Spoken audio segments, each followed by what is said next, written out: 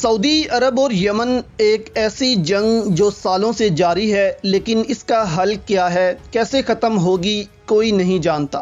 2015 में सऊदी अरब ने यमन में 9 ममालिक के साथ मुदाखलत की, जिनमें कुछ अरब और कुछ अफ्रीकी ममालिक शामिल थे।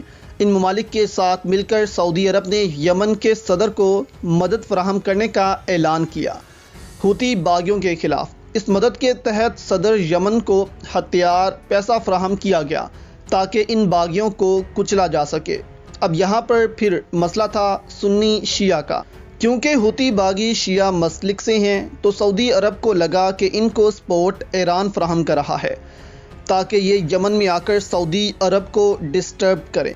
इस तरह फिर बागियों को ईरान सपोर्ट करने लगा और यमन के सदर को सऊदी अरब, और जंग अभी तक जारी है।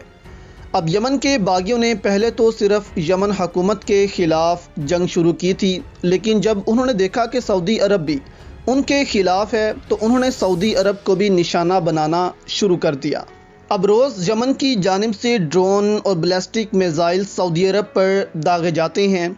वो तो रहील शरीफ और पाकिस्तान ने अरब इत्तेहाद को इतना मजबूत कर दिया है कि वो अपना दिफा करना अब जानते हैं। अभी हाल ही में यमन में आइनी हुकूमत को सपोर्ट करने वाले अरब इत्तेहाद ने कहा है कि सऊदी दिफाई अफवाज ने हूसियों की जानिब से मुमलिकत की समेत भेजा गया एक धमाका खेज ड्रोन तबाह कर दिया। मीडिया रिपोर्ट्स के मुताबिक इत्तेहाद ने कहा था कि हम शहरियों और शहरी तनसीबात को दुश्मन के हमलों से महफूज रखने के लिए संगीन खतरात से निमट रहे हैं।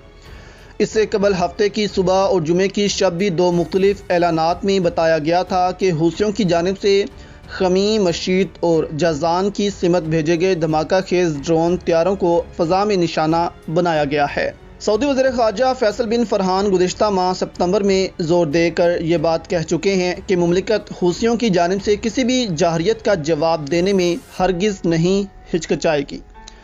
रहील शरीफ की सऊदी अरब में मौजूदगी की वजह से अरब इत्तेहाद और इस्लामी अलायंस को बहुत मजबूत बना दिया गया है, जिससे सऊदी अरब अब एक मजबूत फ़ौज के अंदर है।